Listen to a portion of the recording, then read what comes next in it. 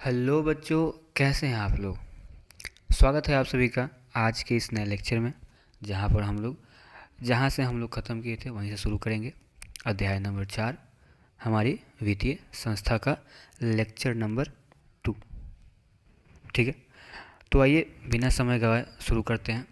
मेरा नाम है ऋतिक कुमार और आप देख रहे हैं द ब्रिलियंट माइंड क्लासेस। आज का टॉपिक है हम लोगों का राज्य स्तरीय वित्तीय संस्था के बारे में अच्छी तरह से समझना। ठीक है, क्योंकि इससे पहले हम लोगों ने वित्तीय संस्था पढ़ लिए है। वित्तीय संस्था के दो प्रकार थे, राष्ट्रीय वित्तीय संस्था और दूसरा हमारा था राज्य स्तरीय वित्तीय संस्था। तो हम लोगों ने राष्ट्रीय स्तरीय वित्तीय संस्था पढ़ लिए थे, तो हम लोग का आज का टॉपिक होगा राज्य स्तरीय वित्तीय संस्था। ठीक है, आइए समझते हैं। तो आप लोगों को राज्य स्तरीय वित्तीय संस्था के बारे में बता दिया गया था ना, कि वैसी संस्थाएं ना जो कि राज्य द्वारा संचालित होती है उसे हम राज्य स्तरीय वित्तीय संस्था कहते हैं। ये आपको बता दिया गया था।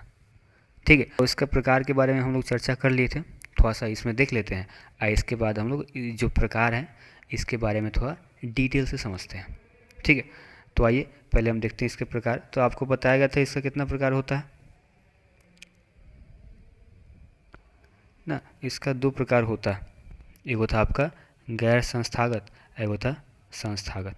ठीक है, गैर संस्थागत जिसको ना सरकार द्वारा मान्यता नहीं होता है। ठीक है, सरकार द्वारा मान्यता नहीं होता, चाहे मान्यता प्राप्त नहीं होता।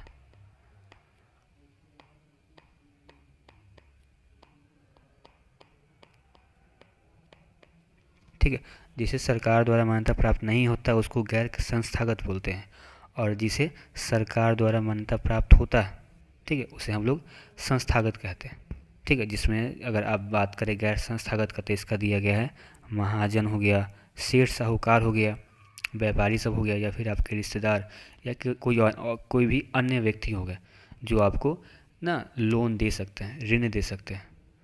तो ये सब का होता है गैर संस्थागत होता है, और जिसे देश द्वारा या फिर राज्य या फिर सरकार द्वारा मान्यता प्राप्त होता है उसे हम संस्थागत कहते हैं। तो संस्थागत के बारे में हम लोग पता कर ही लिए ना, कि जो सरकार द्वारा मान्यता प्राप्त होती है वे सारी संस्थाएं संस्थागत संस्थाएं कहलाती है। ठीक है, जिनमें आपको आ जाएगा सहकारी बैंक हो गया। ठीक है, इसके अलावा आपका प्राथमिक बैंक आ सकता है, प्राथमिक सहकारी समिति आ गया। ठीक, फिर भूमि विकास बैंक आ गया, फिर आपका व्यवसायिक बैंक आ गया, क्षेत्रीय ग्रामीण बैंक आ गया, और नाबार्ड। ठीक, तो इस सब के बारे में थोड़ा सा हम डिटेल में समझेंगे। तो आइए हम लोग संस्थागत में जितने भी इसके प्रकार दिए गए हैं इसके बारे में थोड़ा सा हम लोग क्या करते हैं, डिटेल में समझ लेते हैं। ठीक है, तो हमारा पहला होगा सहकारी बैंक। तो आइए समझते हैं। देखिए, तो पहला हमारा है सहकारी बैंक। अब देखिए, हम जितने भी अभी बैंक के बारे में पढ़ेंगे या फिर जितने भी वित्तीय संस्था के बारे में पढ़ेंगे, तो मेनली इसमें हमको समझना पड़ेगा ना कि ये किस तरह का लोन देते हैं। ठीक है, इनका क्या बोलते हैं, ये तरीका क्या होता है, कितने समय के लिए कितने कितने समय के लिए देते हैं। ठीक है, ये सब को हमको थोड़ा सा ध्यान में रखना होगा। तो पहला हमारा सहकारी बैंक है। देखिए, सहकारी बैंक ना से किसानों को अल्पकालीन, मध्यकालीन और दीर्घकालीन ऋण की सुविधा उपलब्ध होती है। ठीक है, आपको याद रखना है कि कोई भी जो ऋण होता है तीन तरह से मिल सकता है। अल्पकालीन मतलब कि कुछ समय के लिए, इसी का हम बोल सकते हैं 1 से 2 साल। उसका आपका आता है मध्यकालीन। मध्यकालीन का मतलब क्या है कि थोड़ा और समय, मतलब समझिए कि ना 4 से 5 साल का लोन। और जो दीर्घकालीन होता है समझिए 8 से 10 वर्ष का ना। तो नहीं समय है, जैसे कि अगर कोई भी जो बैंक है अगर आपको अल्पकालीन लोन देता है, अल्पकालीन ऋण देता है, तो 1-2 साल का हो सकता है।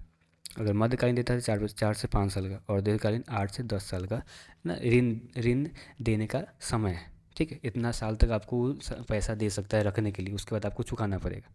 तो जो सहकारी बैंक है ये तीनों प्रकार का ऋण देने की सुविधा रखता है।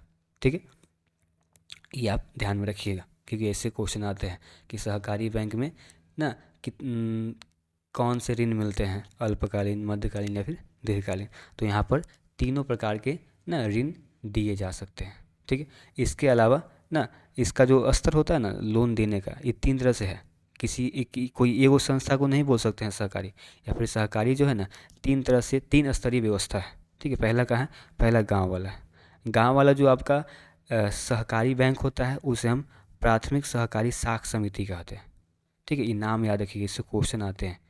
ठीक है, इसके अलावा जो जिला स्तर है उसे हम केंद्रीय सहकारी बैंक कहते हैं। मतलब कि अगर मान लो सहकारी बैंक है, अगर वो गांव में है तो उसका नाम हो जाएगा प्राथमिक साख समिति।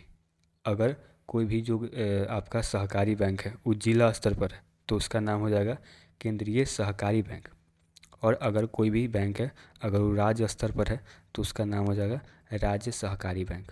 तो इसका नाम याद रखिएगा, खासकर जो केंद्रीय बैंक वाला है।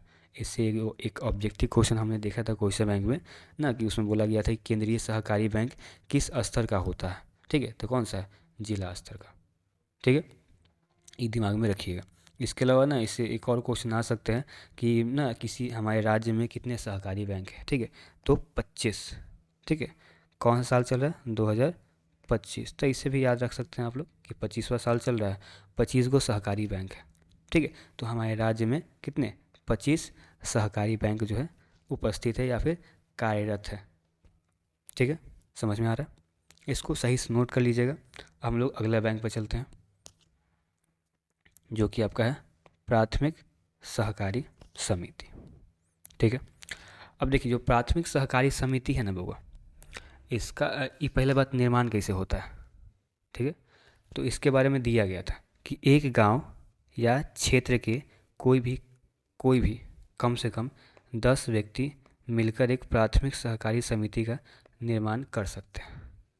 ठीक है, कोई भी ना गांव में या किसी क्षेत्र में अगर एक से कम 10 व्यक्ति मिल करके एक सहकारी या प्राथमिक सहकारी समिति का निर्माण कर सकते हैं। ठीक है, मतलब ये ऐसे बनता है। अब इसका ना ये किस प्रकार का ऋण दे सकता है, तो इसमें जो है ना ये अल्पकालीन ऋण दे सकता है। तो ये भी ध्यान रखिएगा कि जो प्राथमिक सहकारी समिति है कैसे बनता है, तो एक जब कम से कम 10 लोग आपस में मिल करके ना इसे बना सकते हैं, प्राथमिक सहकारी समिति का निर्माण कर सकते हैं। और ये जो प्राथमिक सहकारी समिति है ये सिर्फ और सिर्फ आपको अल्पकालीन ही लोन या फिर ऋण दे सकता है। आप देख सकते हैं इसका ना वो चित्र दिया गया है जिसमें एगो ना एक प्राथमिक सहकारी समिति जो है इसका बोर्ड है। ये इस तरह से देखने को मिलता है। ठीक है, फिलहाल हमारे गांव में नहीं देखने को मिलेगा आपको, लेकिन कुछ कुछ जगह आपको देखने को मिलेगा। ठीक है, तो ईवी का है वो सहकारी बैंक है, सॉरी ईवी एक वित्तीय संस्था है जो कि आपको अल्पकालीन ऋण दे सकता है।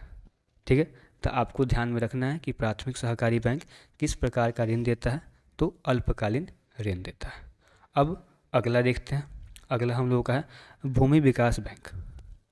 ठीक है, भूमि विकास बैंक ना ये मतलब कि भूमि विकास बैंक ऐसा हो सकता है, इसका नाम है। एक ये लोन कैसे देता है, तो यह किसानों से भूमि को बंधक रख करके, ठीक है, किसान के पास क्या होती है, भूमि होती है, उनका खुद का खेत होता है, तो उन्हें बंधक रख करके कृषि में अस्थायी सुधार एवं विकास के लिए दीर्घकालीन ऋण प्रदान करते हैं। देखिए यहाँ पर लिखे दीर्घकालीन। ठीक है, तो जो आपका भूमि विकास बैंक है ये आपको दीर्घकालीन ऋण दे सकता है। ठीक है, और कैसे देता है ऋण, हाँ, तो किसी भी किसान की जो भूमि होता है उसको बंधक रख करके देता है। ठीक है, इसका इसीलिए ना बोला क्योंकि यह जो भूमि विकास बैंक है ये किसानों की भूमि को बंधक रख करके ना उनको लोन देता है, इसलिए इसको कभी कभी ना भूमि बंधक बैंक भी कहते हैं।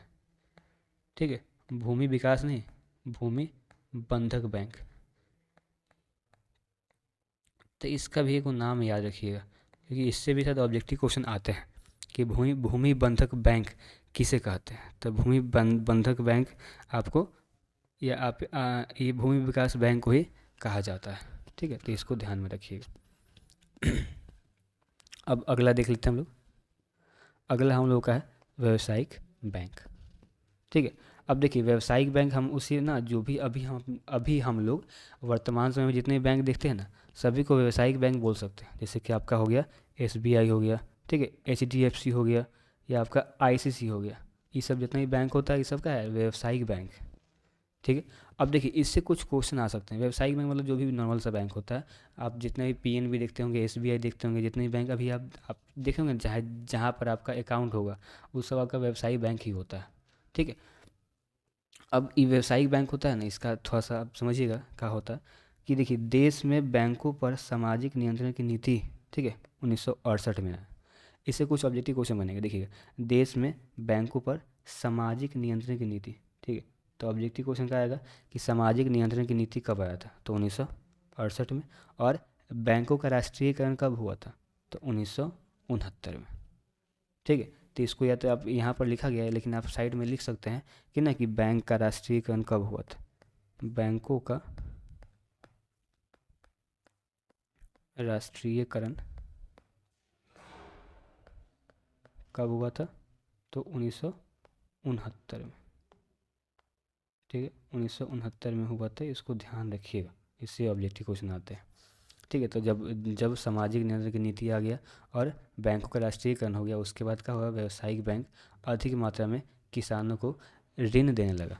ठीक है। मतलब कि देखिए व्यावसायिक बैंक का होता है ना, तो वह बैंक जहाँ पर हम लोग पैसा जमा करते हैं, ठीक है, जहाँ पर हम लोग अपना खाता खुलवाते हैं, ऐसा बोल सकते हैं, तो वो सब व्यावसायिक बैंक होता है। आई व्यावसायिक बैंक ना ऋण लोगों को ऋण देना कब शुरू किया, जब देश का चाहे जब देश में बैंकों का राष्ट्रीयकरण हुआ। जब बैंक में सॉरी सॉरी सॉरी, जब देश में बैंकों का राष्ट्रीयकरण हुआ था, उसके बाद जो आपका व्यावसायिक बैंक है उन्हें ऋण प्रदान करने की अनुमति मिल गई या फिर मान्यता मिल गई, और उसके बाद जो है आपका व्यावसायिक बैंक भी ऋण देने लगा। ठीक है। अब उसके बाद आगे देखते हैं। आगे आपका है क्षेत्रीय ग्रामीण बैंक। ठीक है। तो क्षेत्रीय ग्रामीण बैंक ना क्या बोलते हैं, गांव में आएगा। और गांव में होते हैं ना, गांव के जो ज़्यादातर व्यक्ति होते हैं उनका आय बहुत कम होता है, तो उन्हीं के लिए बोला गया है सीमांत या फिर छोटे किसान, कारीगर तथा अन्य कमज़ोर वर्ग के ज़रूरत को पूरा करने के उद्देश्य से ग्रामीण बैंक 1975 ईस्वी में स्थापित किया गया। ठीक है। तो इससे क्वेश्चन आते हैं ना कि जो आपका ग्रामीण बैंक है ये कब स्थापित किया गया, तो 1975 ईस्वी में स्थापित किया गया था देश में। ठीक है। लेकिन अगर बिहार का पूछेगा तो बिहार में हुआ था 1976 ईस्वी में। तो ये भी आपको ध्यान रखना है। अब देखो जो आपका जो इसके पहले हम पढ़ाए थे, आपका व्यावसायिक बैंक ना ये कैसा लोन देता है, किस तरह का, तो ये आपको मध्यकालीन और अल्पकालीन लोन दे सकता है। ठीक है। जो आपका व्यावसायिक बैंक है ये तो या तो मध्यकालीन या फिर अल्पकालीन आपको ऋण दे सकता है।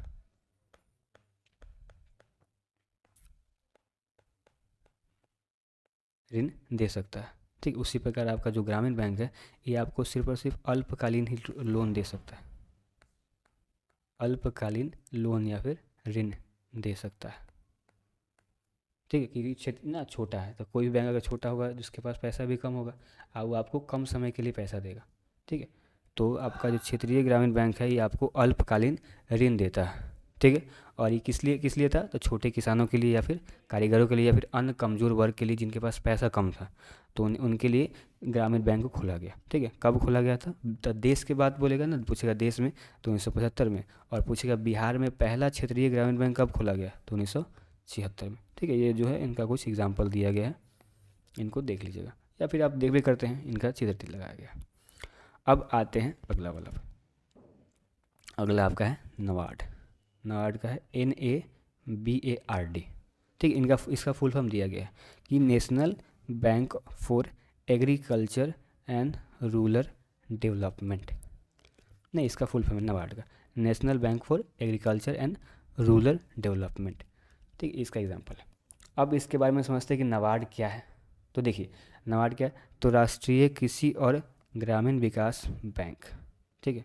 ये जो इंग्लिश नाम है ना, जो आपको फुल फॉर्म दिख रहा है, उसको हिंदी में ही बोलते हैं राष्ट्रीय कृषि और ग्रामीण विकास बैंक। देश में कृषि तथा ग्रामीण विकास के लिए पूर्णवर्ती पुनः प्रदान करने वाले शिखर की संस्था। ठीक है।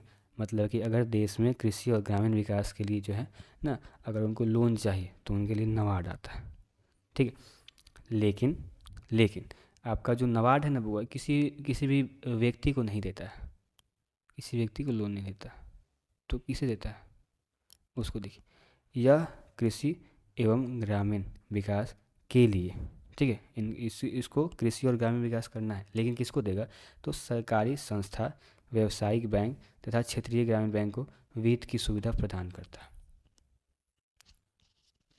ठीक है, मतलब कि अगर जो आपका नाबार्ड है ना, वो किसी व्यक्ति को या फिर किसी किसान को लोन नहीं देता है, वो ऐसे बैंक को देता है जो कि किसी किसान को लोन दे सकते हैं, जैसे कि आपका सरकारी बैंक हो गया या सहकारी बोल सकते हैं, व्यावसायिक बैंक हो गया या ग्रामीण बैंक हो गया, ये सब कोई वित्त की सुविधा प्रदान करता है। ठीक है, समझ में आ रहा है ना, कि जो आपका नाबार्ड है किसी व्यक्ति को नहीं देता है, वो कोई किसी भी सरकारी संस्था या बोलेंगे जो सरकारी बैंकें होती हैं, व्यावसायिक बैंक हो गया या फिर क्षेत्रीय ग्रामीण बैंक हो गया, ये सबको वित्त की सुविधा प्रदान करती है। ठीक है, वित्त की सुविधा मतलब वही पैसा पैसा प्रदान करती है, ताकि आप जो है ना किसानों को लोन दे सके, क्योंकि ये जो बैंक है उसके पास ना पैसा जो है ना, उनके खुद के पास पैसा थोड़े होता है, वो तो या किसी आरबीआई से लेंगे, या आप जो जमा करते हैं उनके पास वो वाला पैसा होता है, उसी को वो ऋण दे सकते हैं। ठीक है, तो अगर किसी भी बैंक के पास अगर पैसा कम हो जाता है या किसी किसान को लोन लेना है, तो ना इन बैंक के पास पैसा थोड़े होता है, तो कौन देता है, तो आपका नाबार्ड। ठीक है, जो नाबार्ड है वो किसी भी संस्था या फिर सरकारी संस्था, व्यावसायिक बैंक या फिर क्षेत्रीय ग्रामीण बैंक को लोन देता है। चलिए अब देखिए, इसको थोड़ा हम लोग शॉर्ट में एक बार में वन शॉट समझ लेते हैं, इसके बारे में क्या क्या याद रखना है। देखिए, सहकारी बैंक ना क्या करता है, तो आपको अल्पकालीन, मध्यकालीन और दीर्घकालीन तीनों प्रकार का लोन दे सकता है। ठीक है, ये आपको याद रखना है। जो आपका प्राथमिक सहकारी बैंक है, ये आपको सिर्फ और सिर्फ अल्पकालीन ऋण दे सकता है या लोन दे सकता है। अगला आपका है भूमि विकास बैंक, ये आपको दीर्घकालीन ऋण दे सकता है। ठीक है, जो आपका व्यवसायिक बैंक है, ये आपको या तो अल्पकालीन या फिर मध्यकालीन ऋण दे सकता है।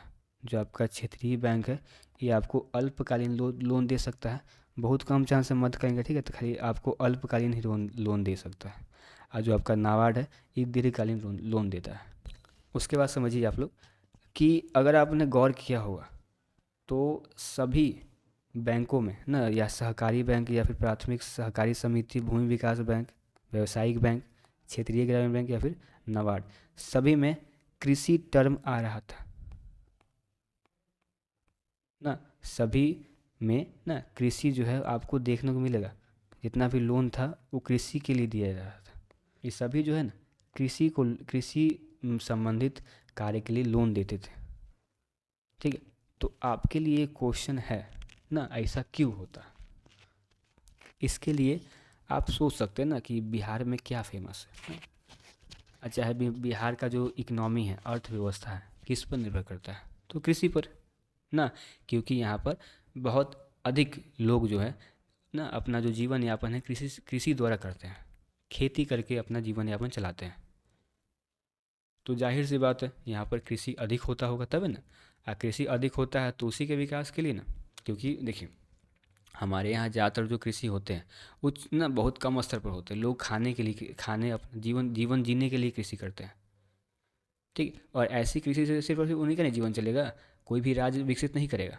क्योंकि राज्य विकसित कब करता है, जब वहाँ के लोग जो है अधिक कमाते हैं, और यहाँ पर तो लोग खाने पीने के चक्कर में है। तो इसके विकास के लिए कि आप जो है और खेती कीजिए, तरह तरह की खेती कीजिए ना, अच्छे अच्छे उपकरण लाइए ना, जो उपज बढ़ाने के लिए आप जो भी चीज़ कर सकते हैं उसके लिए आपको हम फंड दे रहे हैं, आप कीजिए। ठीक है, इसीलिए क्या किया गया था, जितने भी आपको बैंक दिख रहे हैं वो कृषि संबंधित कार्यों के लिए लोन दे रहा था। क्योंकि हमारा देश, हमारा जो राज्य है वो कृषि पर ये बोल सकते हैं कृषि प्रधान राज्य है हमारा।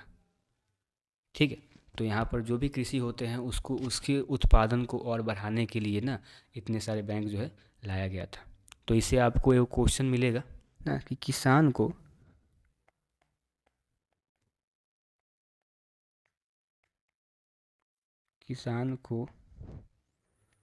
साख अथवा ऋण की आवश्यकता क्यों है।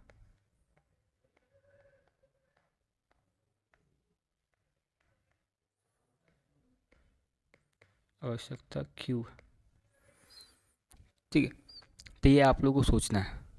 ठीक है, कि ऐसा कौन सा काम है कि हम लोग ना जितने भी बैंक है वो कृषि को ही लोन देना चाहते हैं।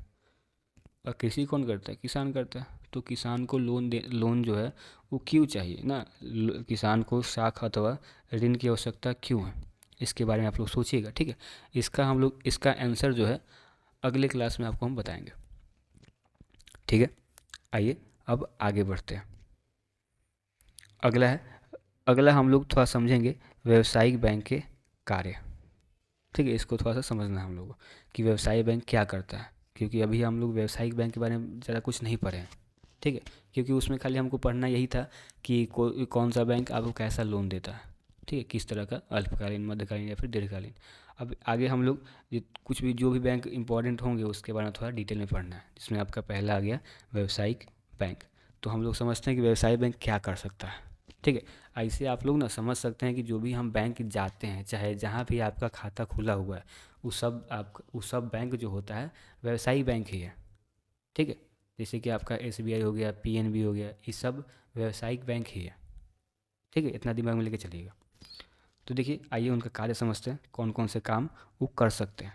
तो व्यवसायिक बैंक के प्रमुख कार्य उल्लेखनीय है। पहला, कोई बैंक किस लिए होता है, तो जमा राशि को स्वीकार करना, जो भी पैसा हो उसको जमा करने के लिए ना। देख लीजिए क्या लिखा गया कि व्यावसायिक बैंकों का सर्वाधिक कार्य अपने ग्राहकों से जमा के रूप में मुद्रा प्राप्त करना है। ठीक है, मतलब कि पैसा जमा करवाना एक सर्वाधिक महत्वपूर्ण कार्य होता है किसी भी व्यावसायिक बैंक का। ठीक है, अब जो भी व्यावसायिक बैंक है, ये 4 तरह से आपसे पैसा जमा करवाते हैं। ठीक है, एक होता है अस्थाई जमा, जिसको हम लोग बोलते हैं फिक्स्ड डिपॉजिट। इसके बारे में आप लोगों ने सुना होगा ना। इसमें पैसा जो है आपको कम से कम 10 साल के लिए या फिर 15 साल के लिए जमा करना होता है।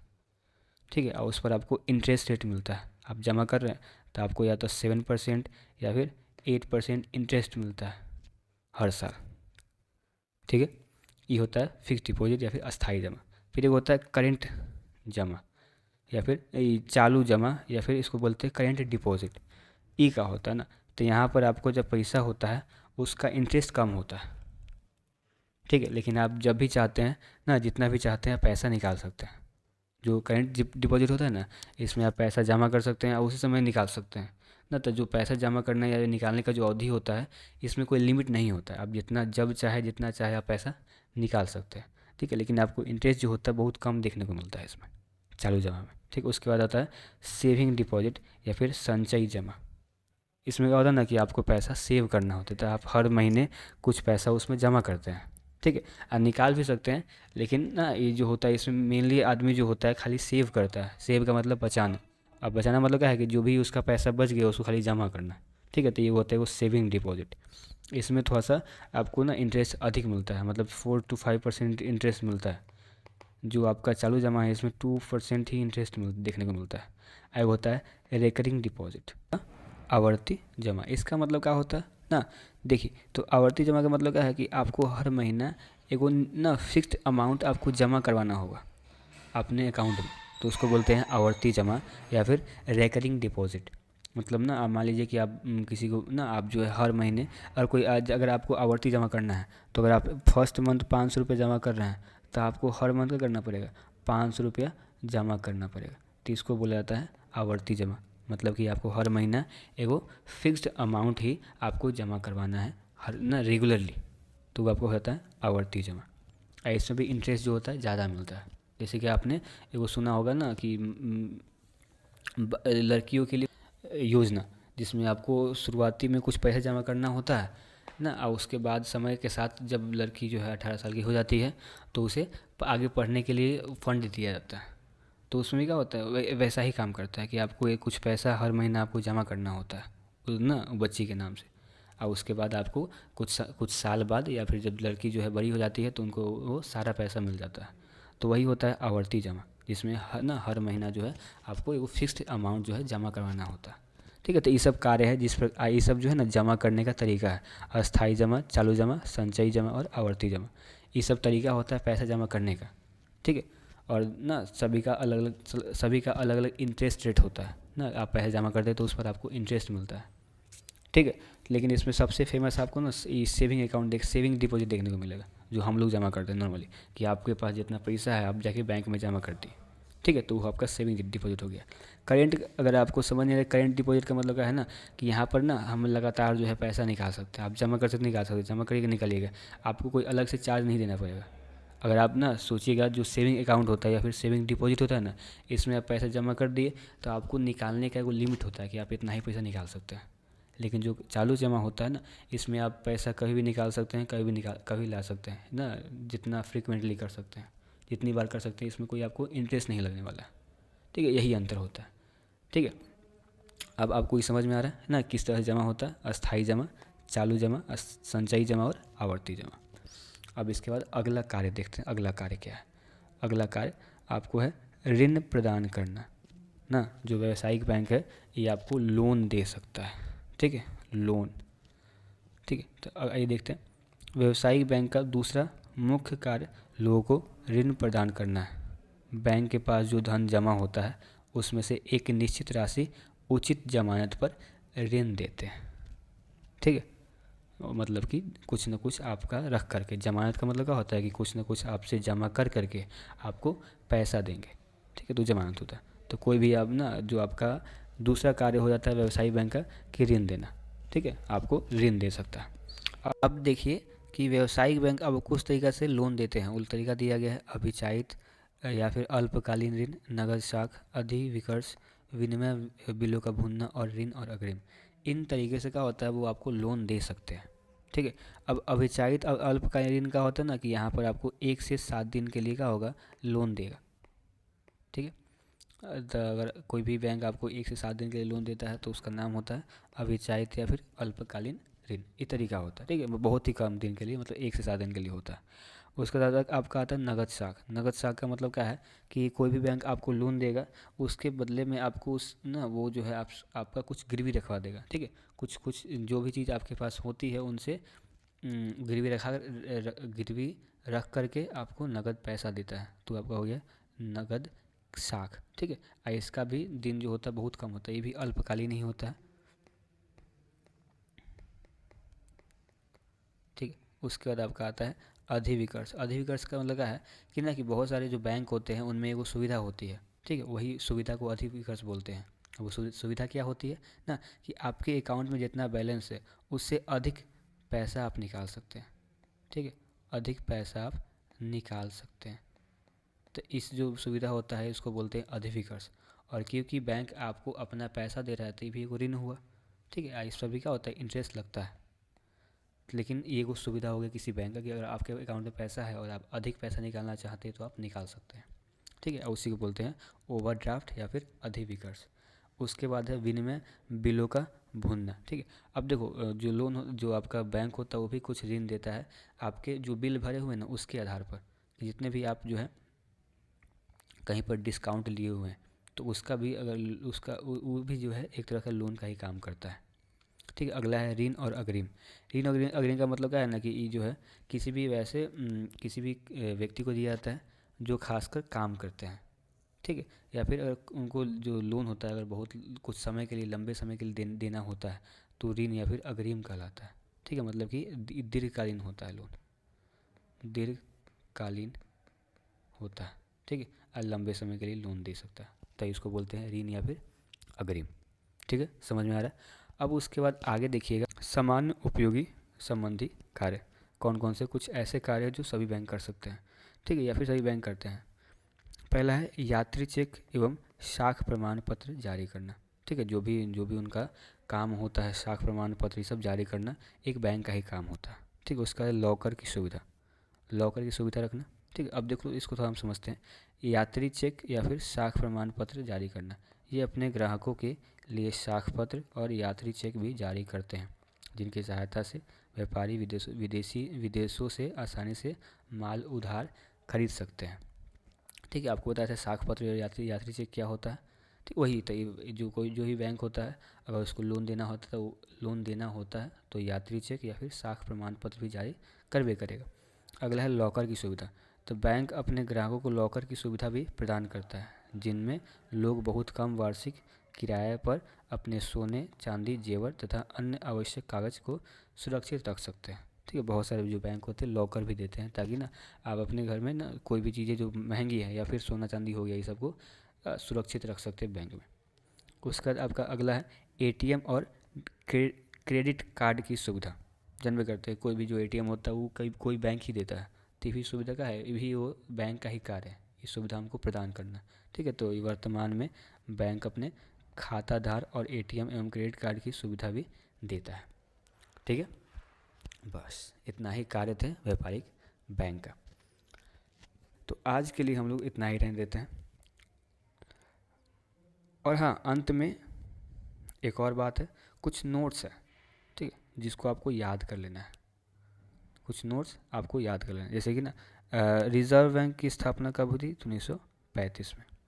सूक्ष्म वित्तीय संस्था की शुरुआत बांग्लादेश से हुई थी, और शेयर बाजार का नियामक संस्था होता है सेबी। ठीक है, इसको आप क्या कीजिएगा, याद कर लीजिएगा। ठीक है, और चलिए आज के लिए हम लोग इतना ही रहने देते हैं। बहुत बहुत धन्यवाद।